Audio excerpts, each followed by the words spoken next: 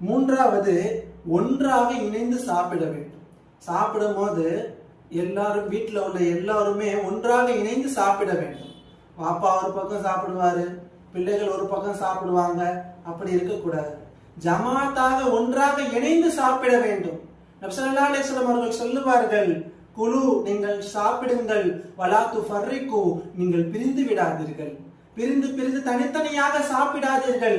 ஃபஇன்னல் பரக்கத மஅல் ஜமாஅத்தி, பரக்கத் என்பது ஜமாத்தோடு ஒன்றாக இணைந்திருப்பதோடு தான் இருக்கின்றது. வாழ்க்கையிலே பரக்கத் வேண்டுமா? ஒன்றாக இணைந்து வாழ வேண்டும்.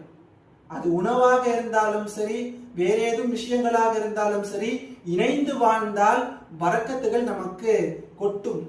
நம்முடைய வாழ்க்கையில பரக்கத்துகள் நிறைய பெருகும். இன்றைக்கு நாம் பார்க்கின்றோம், நம்முடைய வாழ்க்கையில பரக்கத்துகள் கொஞ்சம் கொஞ்சமாக குறைந்து கொண்டே இருக்கின்றது. முன்பெல்லாம் வீட்டுல ஒரு